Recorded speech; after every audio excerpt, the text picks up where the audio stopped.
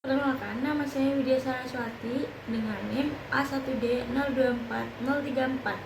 Di sini saya akan mempresentasikan tentang translokasi dalam phloem. Itu translokasi. Jadi gini, tumbuhan itu kan kayak pabrik mini. Mereka bikin makanannya sendiri lewat proses fotosintesis, terutama di daun yang udah dewasa. Tapi masalahnya, nggak semua bagian tumbuhan bisa bikin makanannya sendiri.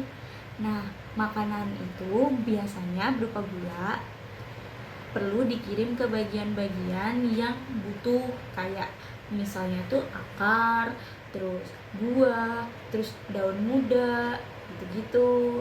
Nah, proses ngirim makanan inilah yang disebut translokasi, dan jalurnya lewat jaringan yang namanya phloem. Ini ada dua pemeran utama, yaitu source and sink.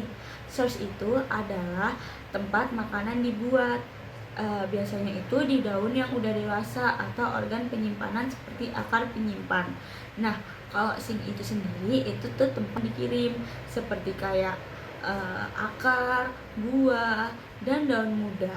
Terus kayak kalian tuh bisa bayangin gak sih? Bayangin kayak sistem logistik. Daun itu ekspedisi pengirim, nah buah atau akar itu gudang penerima. Kira-kira apa sih yang dikirim? Nah, zat utama yang dikirim itu adalah sukrosa. Kenapa bukan glukosa? Karena sukrosa itu lebih stabil dan nggak terlalu reaktif, jadi aman buat dikirim jarak jauh. Selain sukrosa, phloem juga bisa bawa asam amino, hormon, ion mineral, dan zat-zat organik lainnya. Tapi yang utama tetap gula ya. Lanjut sama phloem dan safe element. Phloem itu jaringan khusus buat mengangkut zat-zat ini. Di dalamnya ada komponen utama namanya juga shift elements atau unsur tapis yang jadi jalan utamanya. Nah, karena shift element ini nggak punya nukleus atau biar bisa efisien bawa muatan, dia ditemani sama companion cells atau sel pendamping. Tugas companion cells ini bantuin metabolisme dan ngeladenin shift elements supaya bisa tetap kerja dengan normal. Ada 3 tipe companion cells. Ada ordinary companion cells, transfer cells, sama intermediary cells. Nah, kita ulik satu-satu yuk. Ordinary companion cells itu yang paling standar, juga punya kloroplast. Transfer cell sendiri punya dinding berlekuk-lekuk kayak jari-jari untuk memperbesar area permukaan penyerapan. Dari sel sendiri punya banyak plasmodesmata, yaitu penghubung antar sel dan cocok buat transportasi sukrosa lewat jalur simplas. Masing-masing punya kelebihan dan tergantung posisi dan kebutuhan tumbuhan. Kita masuk ke bagian yang paling seru. Gimana sih gula bisa jalan?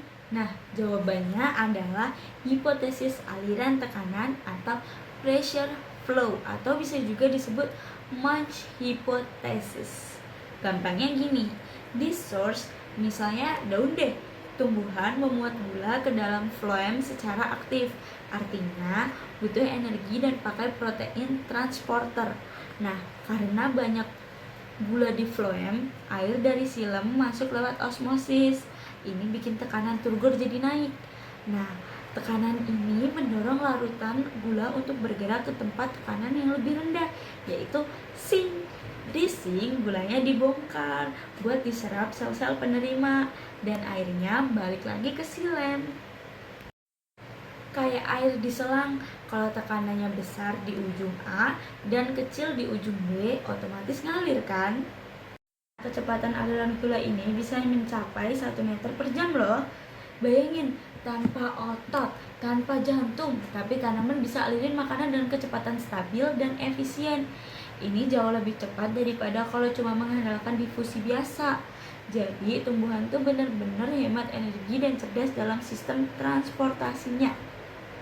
Penjelasan tadi bisa kita tarik kesimpulan bahwa translokasi itu penting banget buat distribusi hasil di fotosintesis.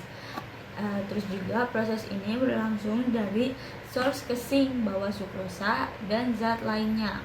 Dilakukan oleh jaringan phloem dibantu oleh companion cells. Terus juga mekanismenya didukung oleh tekanan osmotik dan transport aktif.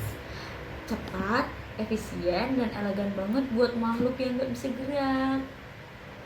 Penjelasan seputar translokasi dari phloem. Terima kasih.